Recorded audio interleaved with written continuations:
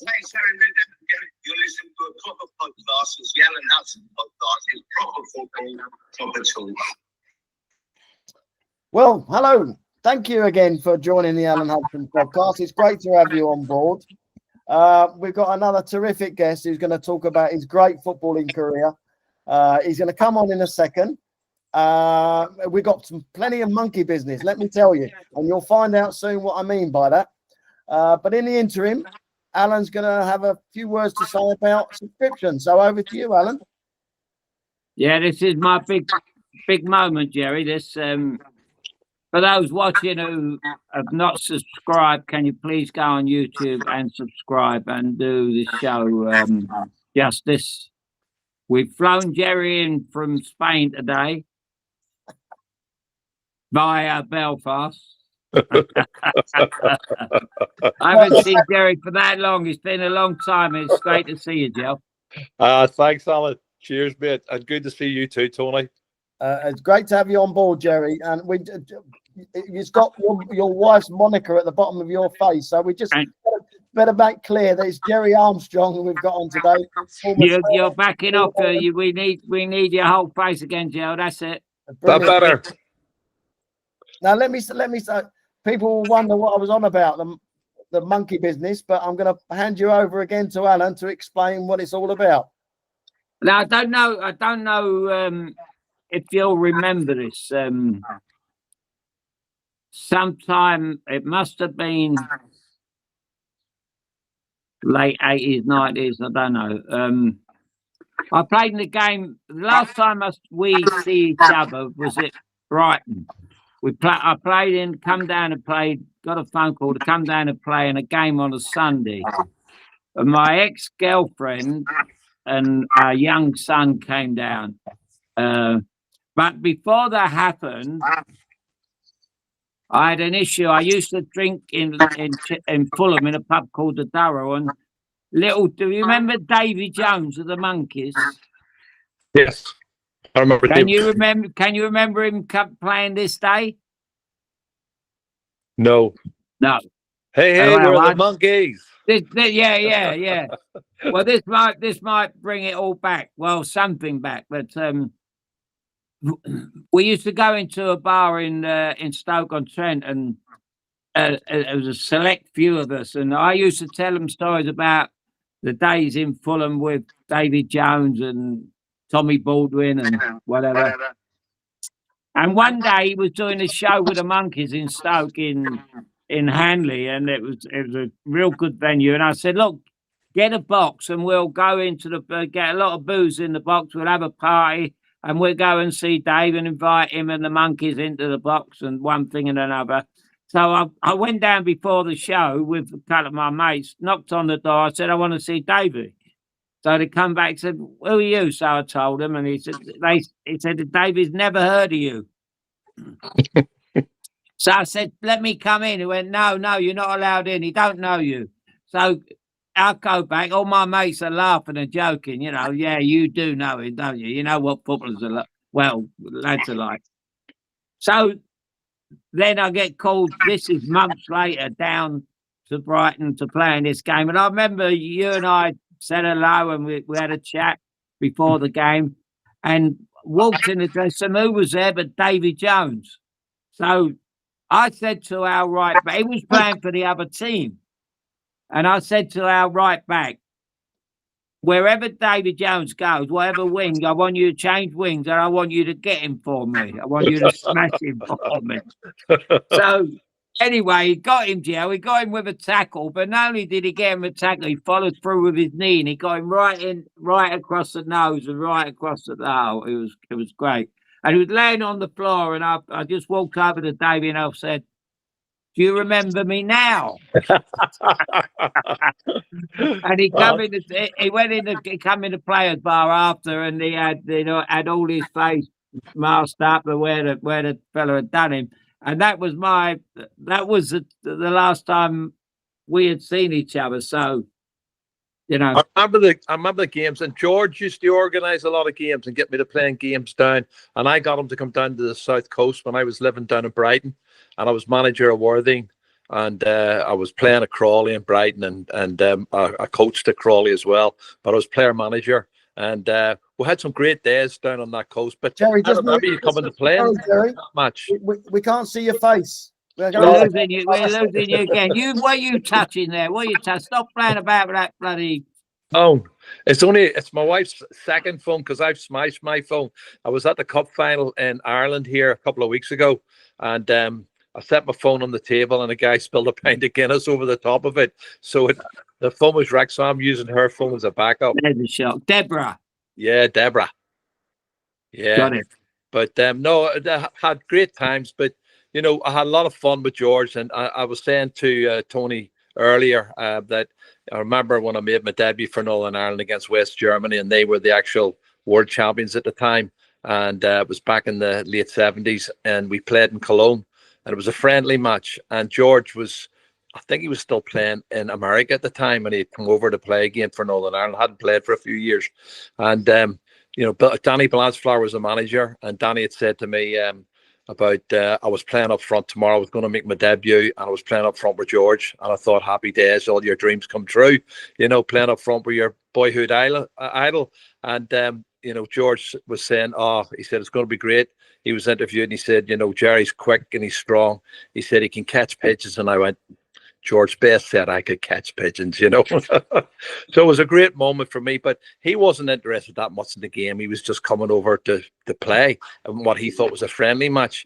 And the first whistle kicked off, and I gave him the ball, and the fella came in and they done him. They know, they just kicked him. And George lost his temper, and that was the worst thing could have happened, because he just started nutmegging them, and he was sticking it through their legs one way and sticking it through. Honestly, it was brilliant. And the German crowd starting applauding him. And he played. Then they were closing their legs, and he was playing 1-2s off their shins and going past them. It was brilliant. I mean, I was thinking, am I glad he's in my team? You know, it was brilliant. But wonderful memories with George in those days. Well, I sometimes wish I was Irish, Joe. You know. Well, we had a lot of fun. George's birthday was the 22nd of May, and mine was the 23rd. So George's birthday party finished at 12 o'clock, and mine started at 2 minutes past 12. So right. To go into the second day. And I was saying earlier, I was at Sky Sports for 22, 23 years doing Spanish football. But I got a phone call from George, and I was down the coast in Brighton, and he said, "Big man, what are you doing next Sunday?" And I said, "I'm nothing planned." I said, "Why?" And he says, "Want you to play in a 5-a-side game in Battersea Park." He said, "It's for Christmas for Channel 4. He said, "They want to talk about small-sided games." And he said, "You were telling me all about the small-sided games. That's all they play in Spain." And I said, "Yes, and that's why technically they're more talented and they've got better touching the ball." And I said, "Right." He said, "Well, tell them all that and do the wee interview." He said, "And playing the game." And I said, "Right, no problem." He says, "And afterwards we're going out to this restaurant in Leicester Square." He said, "They're going to treat us. We'll have a bit of fun." I said, "No problem. I look forward to it."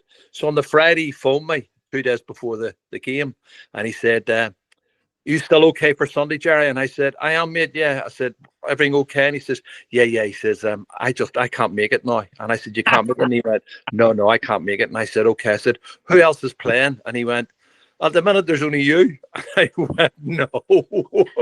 So I phoned some of the boys in London. Kenny Sampson played, and a few of the lads, got them all together, and we got a 5-a-side team, played in Battersea Park, and then did the interview. And after the interview, the guy said to me, I was talking to George, and he said, "You knew all about the Spanish football." He said, "You played there?" And I said, "Yeah." And he said, "You speak a bit of Spanish?" I said, "Yeah, I do." And he said, "I'm starting to work next week for Sky." He said, "We're doing a show." He said, "First time they've ever done Spanish football, but we know nothing about it. Would you be interested in coming on as a guest?" And I said, "Yeah, okay." So that was the following Saturday. And well, I was there for 23 years. Never looked back. Yeah, that was down to George. But the fun we had when he used to come in on a Saturday, and I used to go in on a Saturday, and he was meeting up with Frank McClintock and the boys. They were all gathering, and the stories that were told when they were in the makeup room getting ready, and the girls that were doing the makeup couldn't stop laughing. Fantastic, brilliant memories and great times with Rodney Marsh, Frank McClintock, and all the boys that were on the show then. Are you telling me Jules needed makeup? Listen, he was always late. He never turned up early. I know that. He used to come late. And Cool. I remember doing an interview with him for radio, and it was at the Stranmillis College in Northern Ireland. And there was a boxer who had just done really well for Northern Ireland, and he was a world champion boxer, and he was coming on the show. And George had said to me, "It's going to be me and you and Alex Higgins." And I went, "Right, though, that'll be funny." So anyway, I turned up, I flown over, and George flew over, and I get in early, and I'm in the studio about an hour and a half before we're due to go on the air. And the guy said, "I'm worried." He said, "I haven't heard from George." And I said, "Do you want me to phone him?" And he said, "Yeah." And I phoned him, and I said, "George." And he says, "Yeah, what's happened, mate?" And I said, "I'm just up here at the studio." I said, "You're in okay?" And he says, "Yeah, we landed an hour ago." He says, "Me and Alex."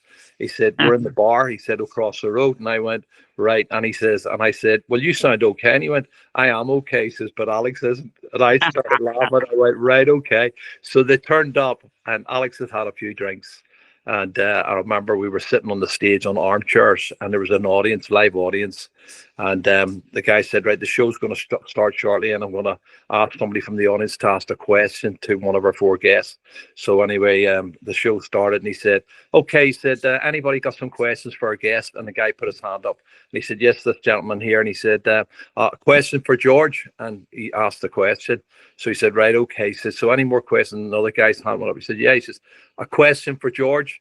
And that was that. And then he said, could anybody ask questions to somebody else?"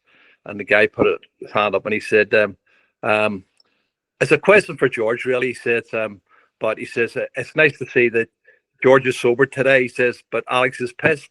And Alex jumped up and started swearing. He says, "I'm going to knock you out." They had to cancel the whole show. It was bedlam, but you could not forget the fun. There was always going to be fun wherever George went. And he was great. He was a great party person, but he was great to have. Very intelligent. People never realized how intelligent he was, but loved his movies, loved his music. And he always said to me, he said, "Oh, get Pretty Woman on. I love Pretty Woman, the music."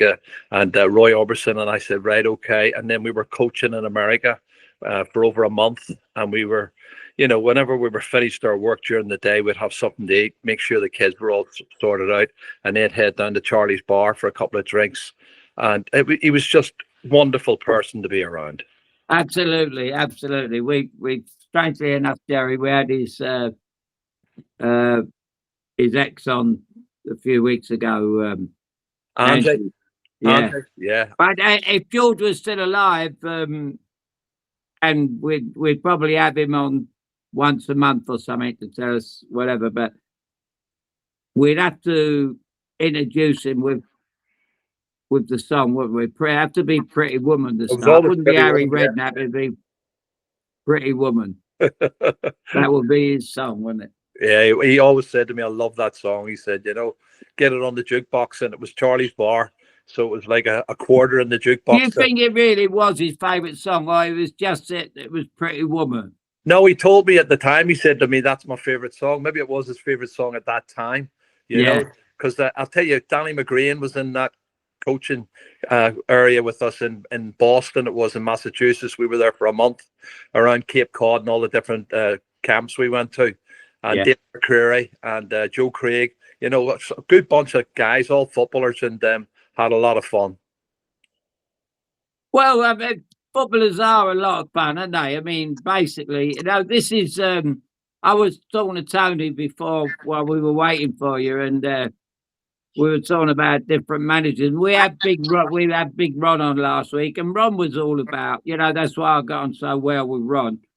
I spoke more to Ron than I've ever spoke to Dave Sexton, and we virtually had a show where we laughed all the time, and you've come on and doing this, and football, it's a social game.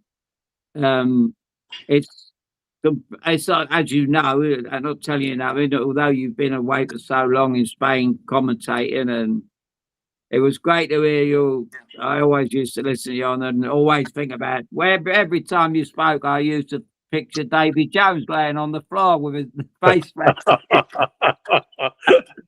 But no, I mean, you've done great. And Paul Miller said, Paul the reason I mentioned Michael Robertson, bless him, who died far too early, and supposed to be a great fella, as you'll say.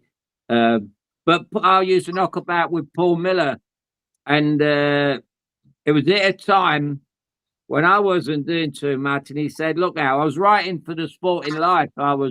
Had a great column in the Sporting Life a couple of days a week, and he said, if you want to go to Spain, he says, to do some writing or do something over there, to think of something to take it. He said, I'll phone Michael up. He said, Jerry's over there. He said, you'll be all right. And then, but it was a tricky old time where it just couldn't happen because I was involved with a woman I ended up getting married to, but I'd have been better off coming over with you, than marrying her.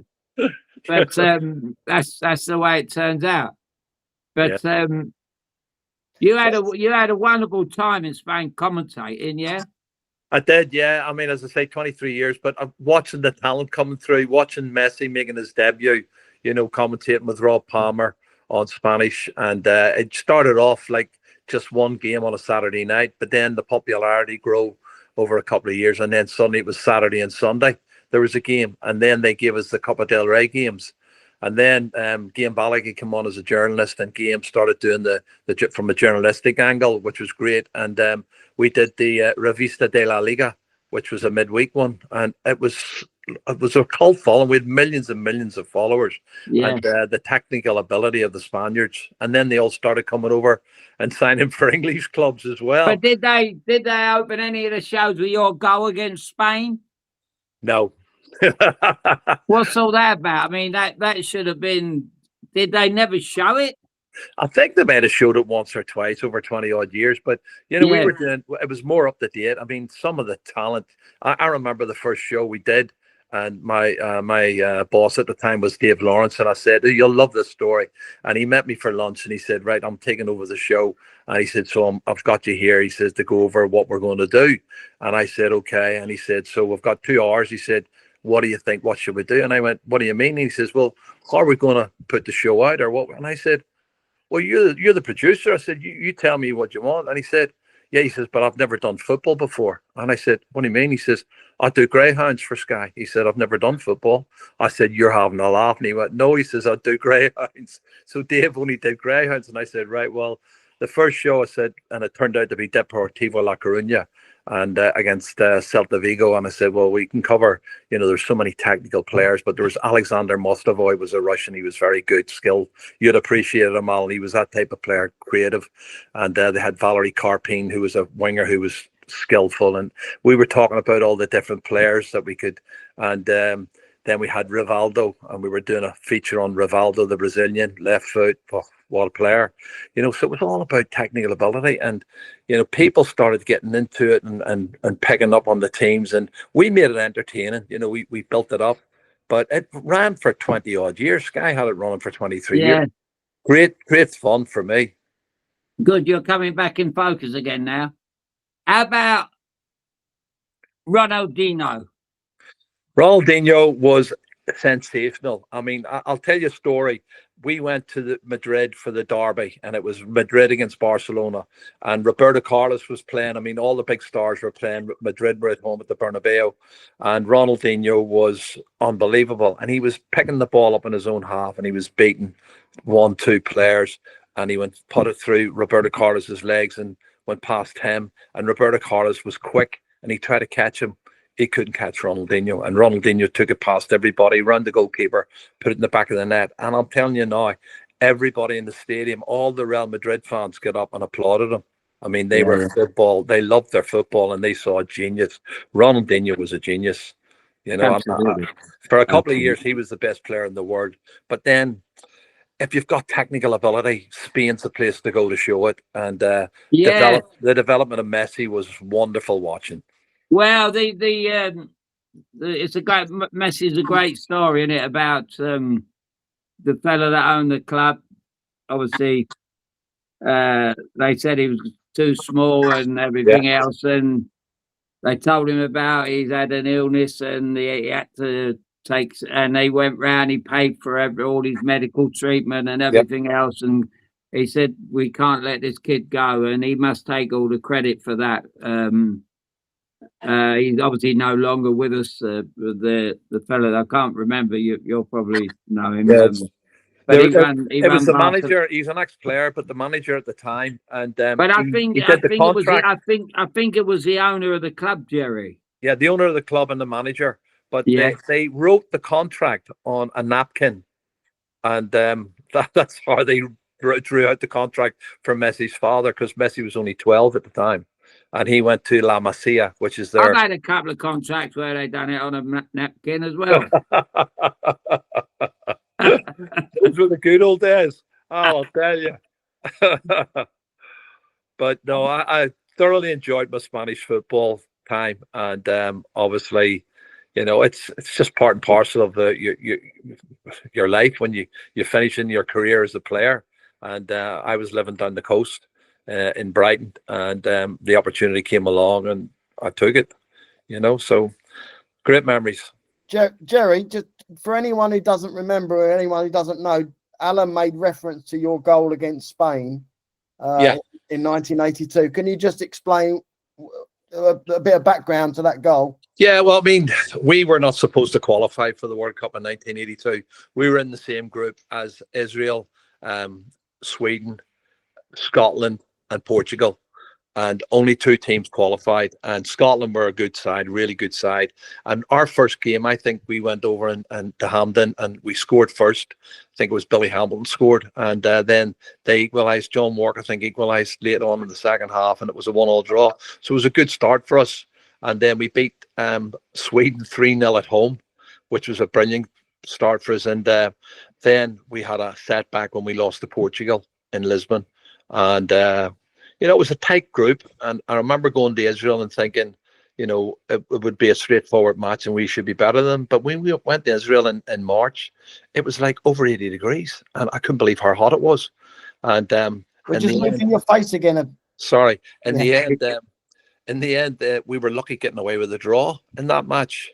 So it was a tight group, and it went right through, and it came to the final couple of games, and we beat Portugal 1-0, which gave us a great chance. We had Scotland at home and Israel at home, and if we could beat Scotland in Belfast, I think we were going to qualify. I thought we were going to qualify, and I remember we drew with Scotland 0-0, and we battered them. And it was an October wet night, and we battered them. Billy Hamilton and I were playing up front. Martin O'Neill was a captain, and Sammy McElroy, David McCreamy. We had a great team with Pat Jennings, the wonderful Pat Jennings in goal.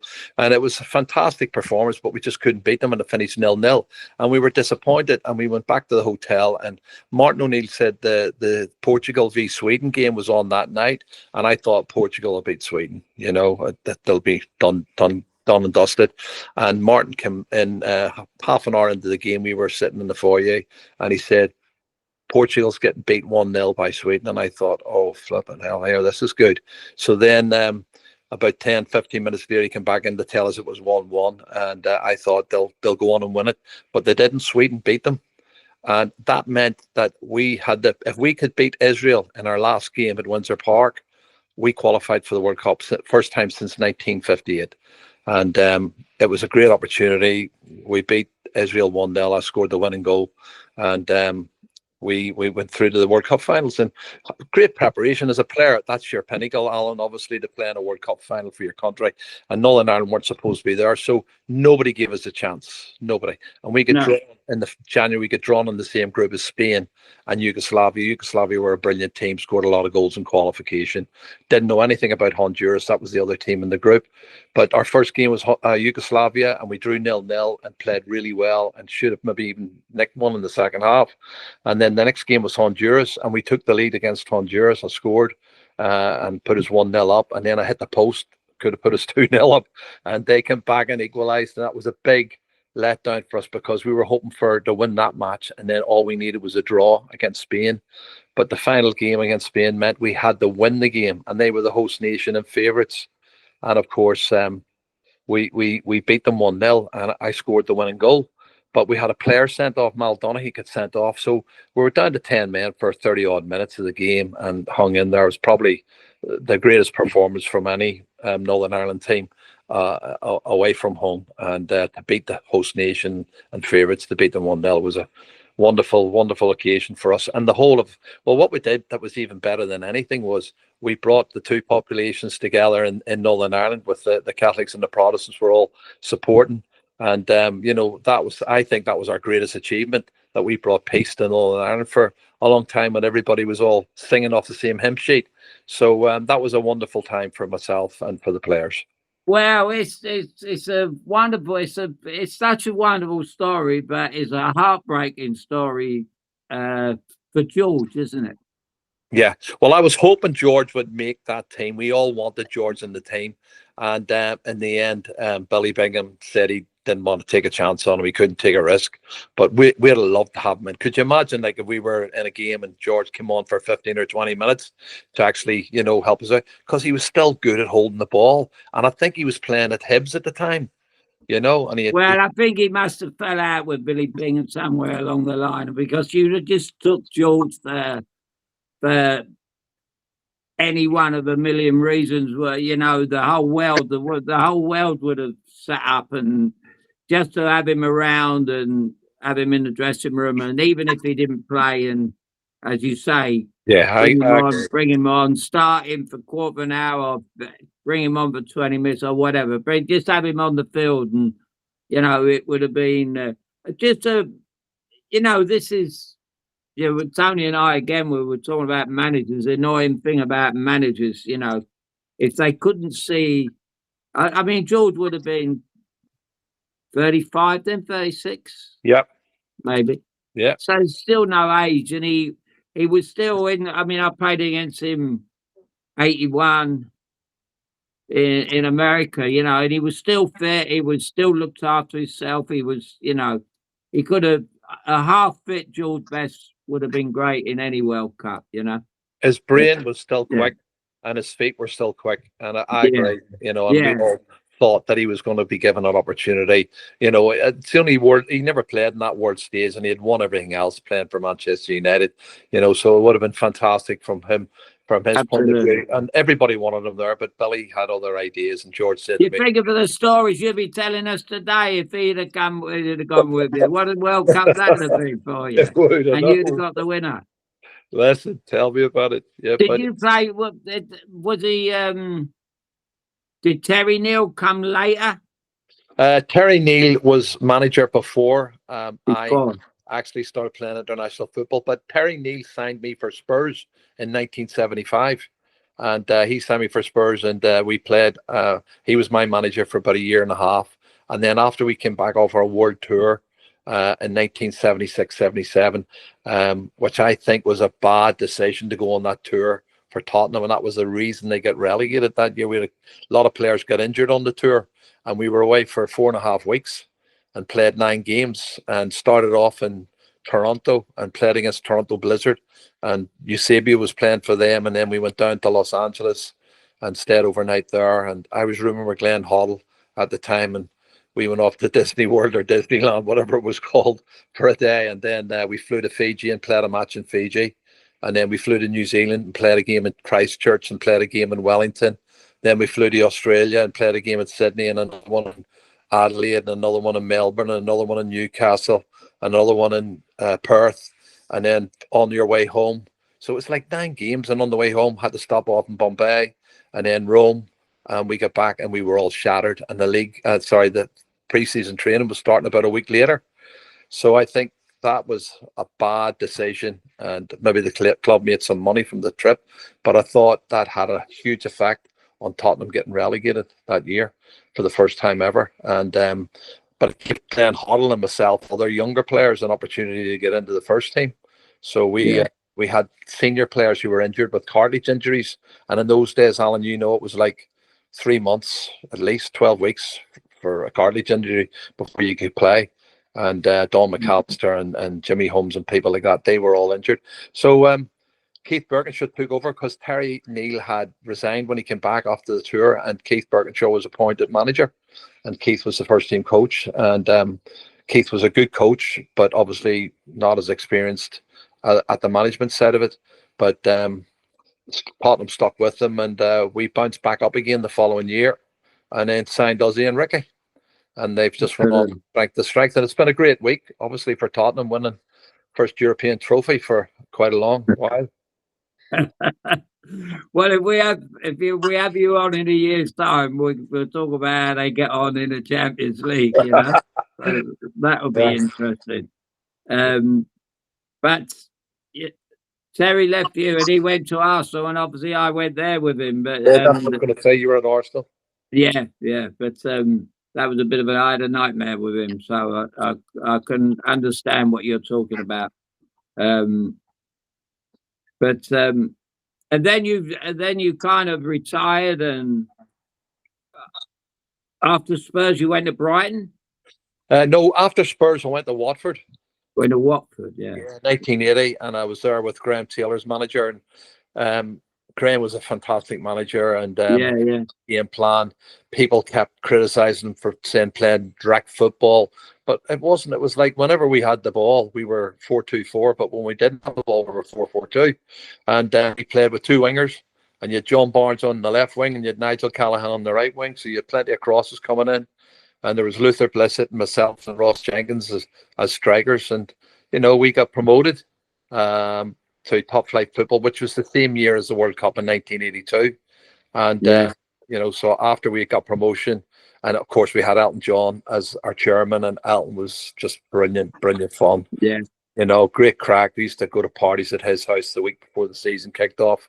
There was a big party every Sunday, every year, and all the families went there. But he brought not just the families of the players, he brought the ground staff, the people, the kit man, the guy who cut the grass. I mean, they were all invited, and it was a big family party, and that was the type of club it was. It was a big family club, and there was entertainment, and Elton was Elton. He was brilliant. Well, I've always said, Jerry, that I'm a big fan of him. I've met him 2 or 3 times and socially, and I've just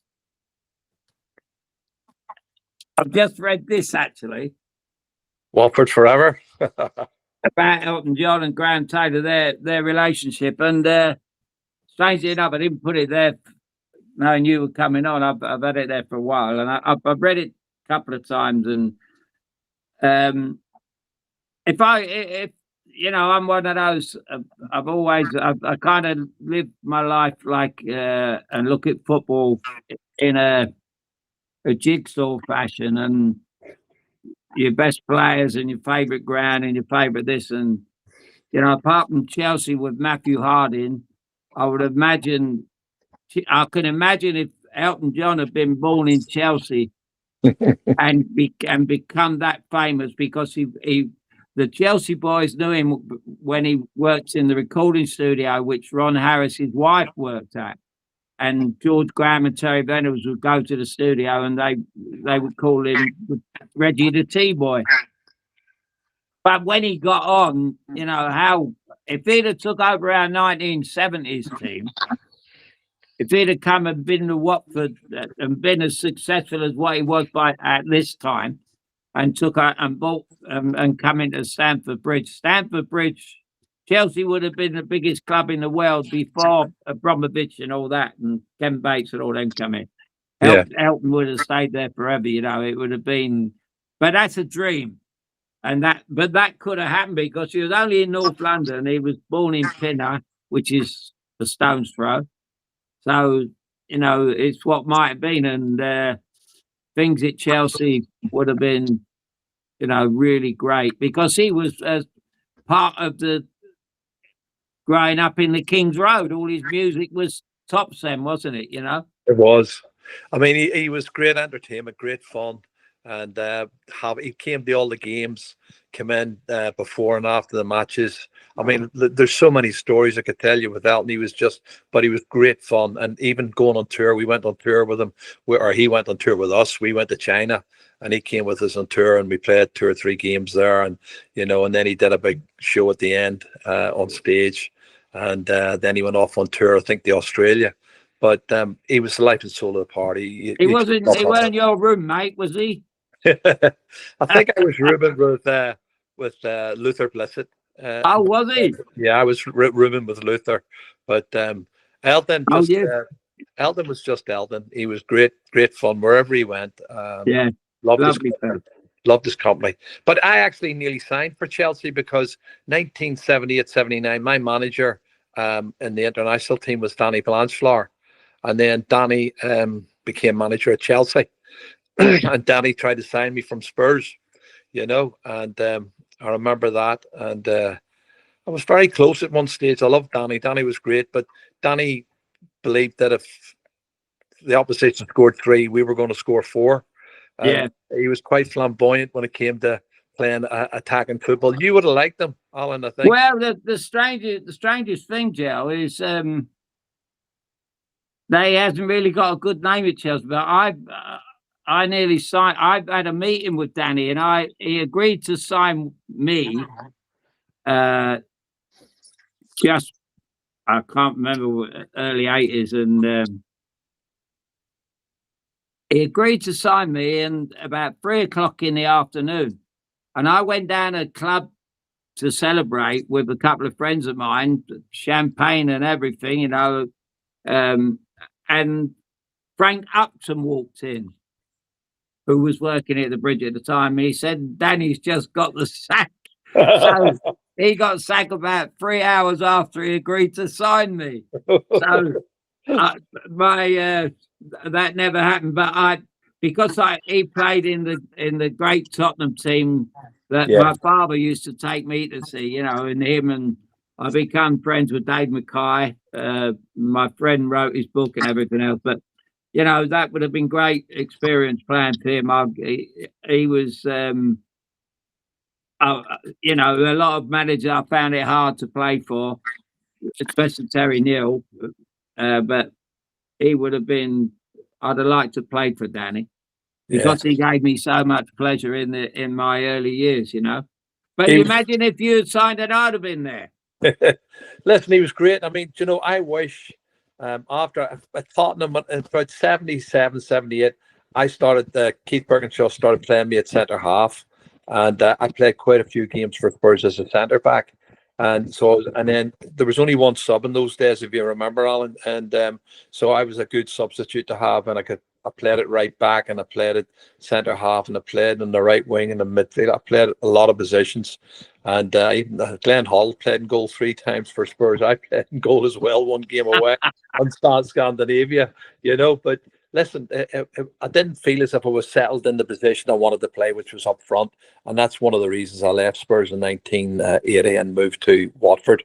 And Graham Taylor played me as a striker. And, you know, and I don't think I'd have had the joy that I had in the 82 World Cup. And I played in the 86 World Cup as well.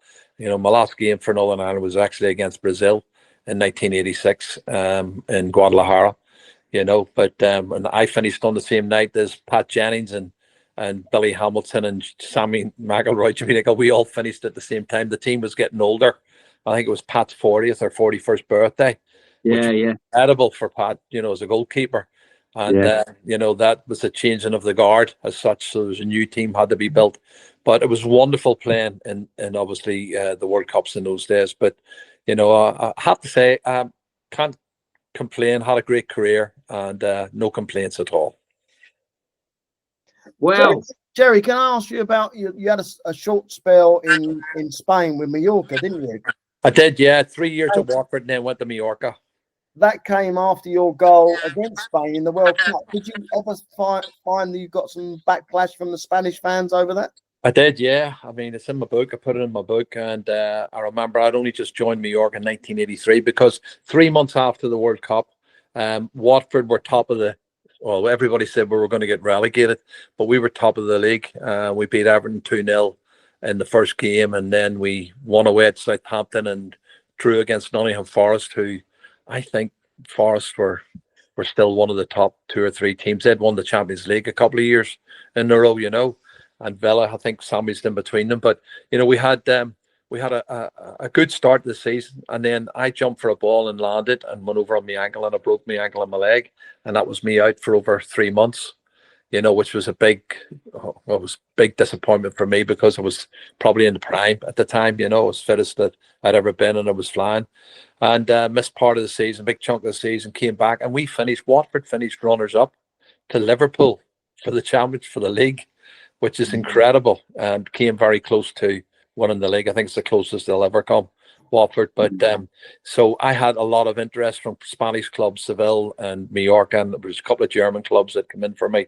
And Graham Taylor told me, and I said, look, let me speak to him. I spoke to a few of the clubs and I agreed a deal to go to Real Mallorca. So I was there from 1983 to 1985. And I remember making my debut. I remember scoring my first goal for Real Mallorca at the Louis Sitjar, which is the stadium I played at. And that was against Barcelona. I scored the first goal against Barcelona. And Maradona was playing for them and Schuster.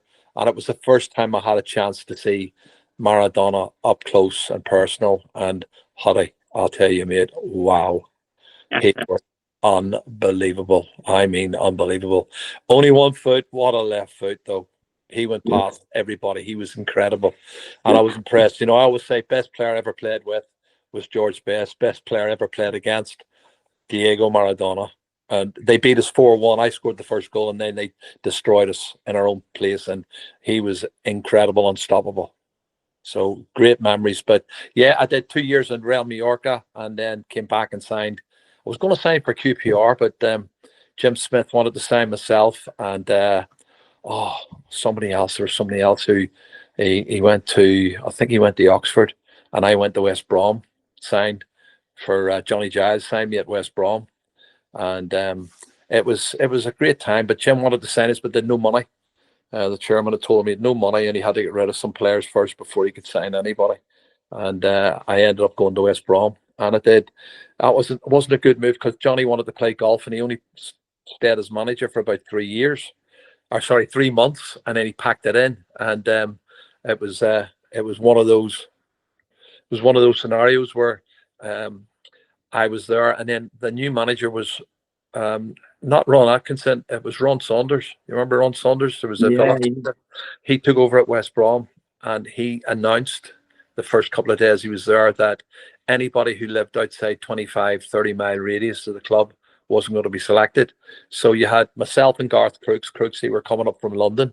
You had Jimmy Nicholl coming in from Manchester, Imre Verardi coming in from Sheffield, Mickey Thomas was in Wales. I mean, half the team was living at 50 to 100 miles at least away, and he wouldn't pick them. So, and I had a World Cup we'd qualified for, you know. And funny enough, that was against England. We drew 0-0 at Wembley to qualify for the World Cup and for '86. And I needed to get games. I had to get games to be match fit for the '86 World Cup. And I ended up signing for John Duncan. God rest his soul, my old teammate from Tottenham. He was the manager at Chesterfield. And he signed me on loan till the end of the season. And I got some games playing for Chesterfield and helped keep them up. But yeah, it was great times. You've had a good career, mate. I haven't done bad. I think it was over 20 years as a player. Yeah. And I kept playing. I mean, I'm not being funny. I played in the Sunday League in Brighton right down till I was 50. You know, I was still playing. I was playing centre half at 50. Steve Foster used to come and watch me, and he used to go, yes, he said that tackle. He said, I've never seen a worse tackle in my life. And I said, well, I got the and ball. he's made some. Fuzzy, he used to come and watch. He said, no way. But I love playing. I love training. So you play as long as you can. Yeah, sure. Jerry, can I take you back to your Tottenham days? I mean, today we're used to the foreign element in the Premier League. I mean, there's foreign players everywhere. But you were there at Spurs when there was an explosion with the two Argentinians. Yeah. Ozzy and Ricky came to the club. Tell us a bit about that time. Oh, it was great times. We just got promoted. And, you know, and Glenn was on fire. Glenn Hoddle was still very young. But, I mean, Glenn was scoring goals from midfield and he was sensational. Glenn could do two-feeted players. I've never seen anything better. He was unbelievable. Left foot, right foot. Glenn was amazing. And we'd come up and they signed Ozzy and Ricky. And Ozzy and Ricky had been in the Argentinian side. And they joined us when we were playing. I think we were playing up in Scotland, and then we had to go to Holland and Belgium to play some pre-season games, and they joined us there, and we were in chalets, and there was 3 to a chalet when they joined us, and the 2 of them didn't speak any English. Ozzy could speak maybe about 12 or 14 English words. Ricky couldn't speak any English at all, and they've joined the squad, and they put them in a chalet with Peter Taylor. Peter Taylor, Spud, and Spud was one of the funniest. Peter was one of the funniest guys ever.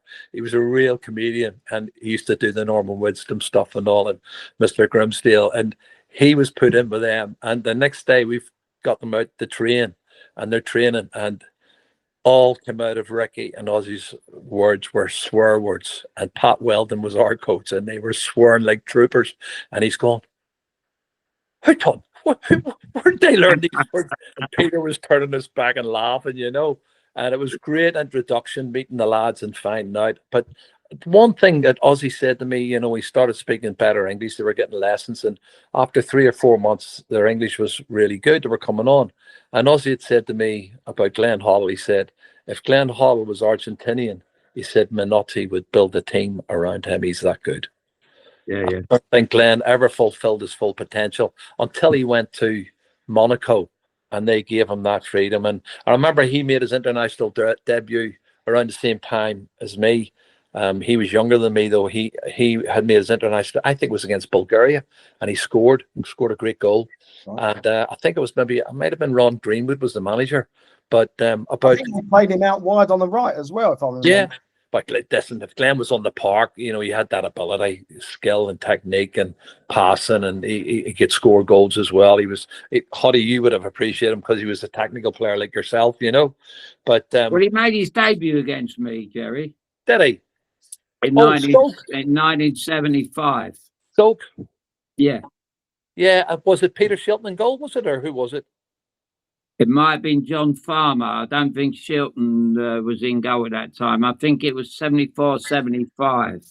Oh, I'll tell you what a goal he scored from 20-odd yards. Glenn scored a screamer. Yeah, fantastic goal. But, you know, he had this talent, and he just move the phone a bit, Jerry. Sorry. He had this talent, and, you know, not everybody recognized it. And I remember him and I used to go to the wee cafe across the road in White Hart Lane after training, and we'd sit down and chat, and he was saying to me about, you know, playing international. I scored twice, I think, against Belgium in the World Cup. We beat Belgium 3-0, and I scored the first and third goal. And Glenn, I think, scored the second goal against Bulgaria. And we were really, you know, obviously Kulan. And about a week later, the squad was announced for the next set of games, and Glenn wasn't in the squad. And the comments at the time were, he can't defend. And this was always thrown at him. He didn't track back, or he didn't run far enough, or he didn't tackle and all this stuff. And in other parts of the world, when I went to Spain, I found out, obviously, that Spain technically was unbelievable. And the players, our sweeper at Mallorca was probably the best player on the park. And he could, you know, he was just so good with both feet and could do it all. But, you know, you find it's a different game abroad. And in Monaco, Arsene Wenger appreciated Glenn and for the ability he had, and gave him a free role, a number 10 role, and let him just playing behind the front man and just attack and create all the time. So that's when his career really took off again. But I think he only got 53 caps for England, which a player of Glenn's quality should have played 2-3 times that. Yeah, for sure. Yeah. It's interesting. It's interesting you said, can I pick you up on what you said there about you didn't think he fulfilled his potential until he went to Monaco? What do you mean by that? I mean, he was so talented, and yet I know they won the FA Cup, and you had that success when they won the FA Cup, and then they went on and won the UEFA Cup.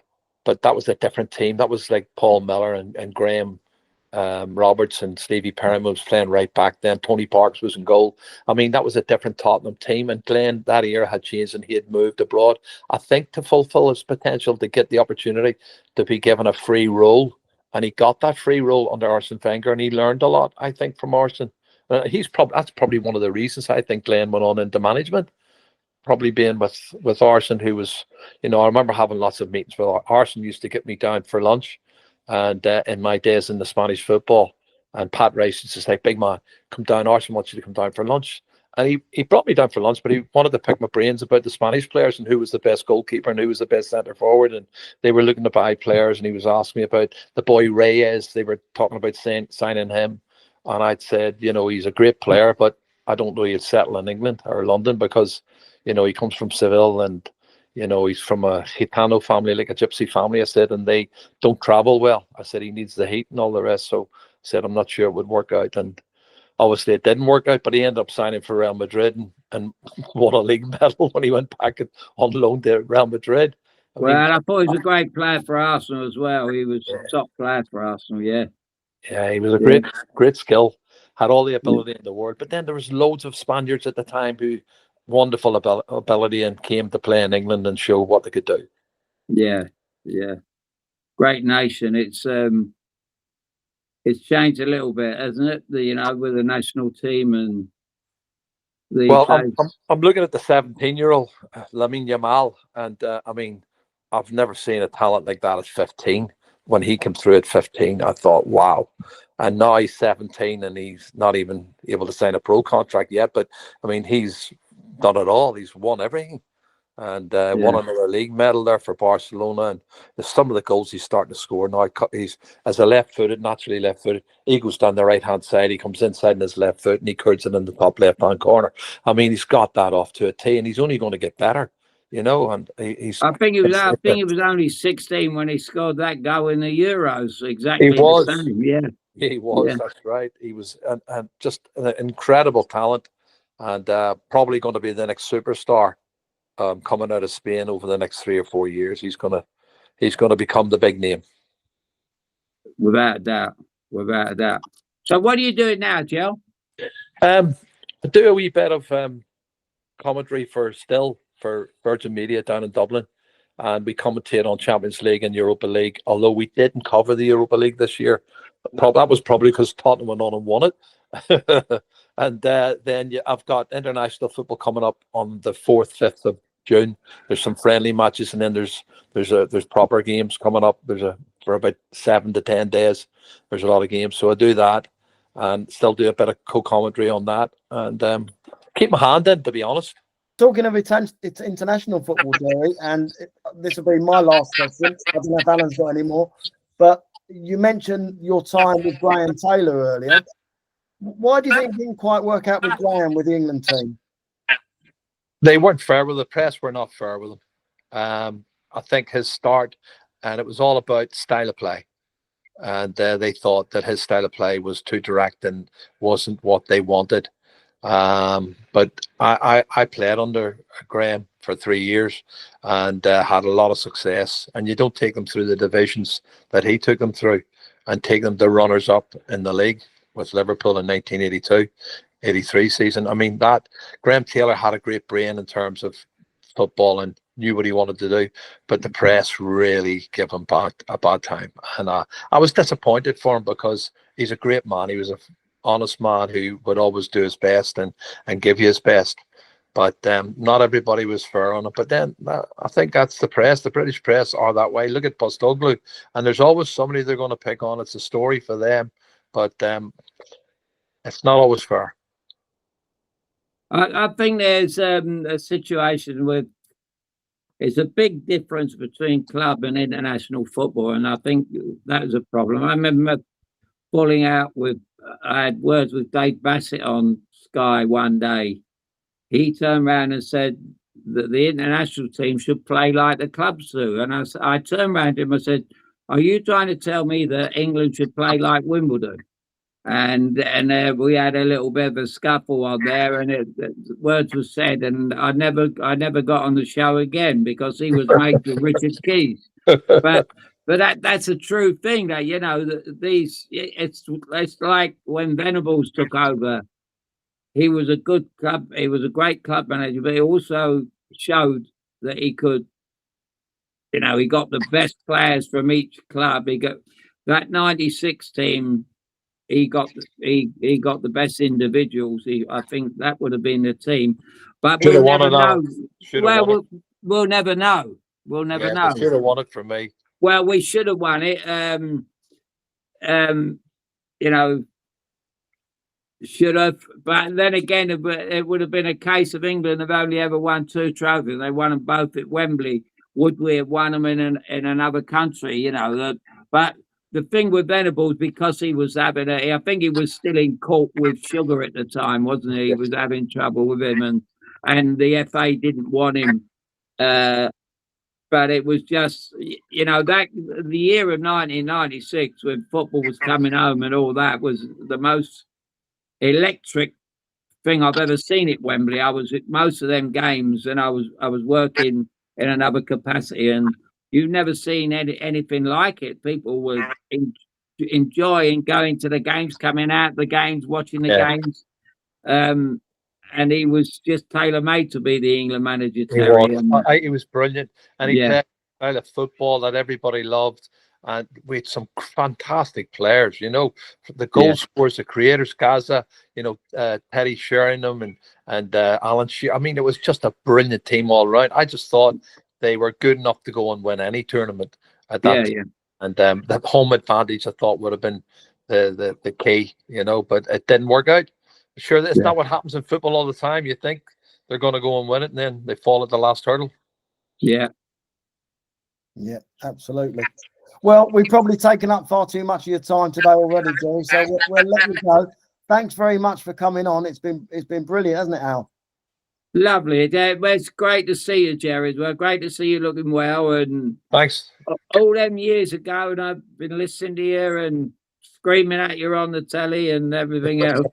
How you doing? And I just hopefully we'll catch up, Alan. Hopefully we'll catch up. I'll get over to London sometime, and I'll catch up with you, mate. But it's been a pleasure coming on, and thanks, Tony, and thanks, Al, for inviting me. I appreciate it. Yeah, brilliant, mate. And you got a great story. Well, most Irishmen do, but you got particularly one. But anyway, well, I'll get your number. I'll get your number off Tony, Jerry. Yeah. All right, mate. Cheers. Good to talk to you all.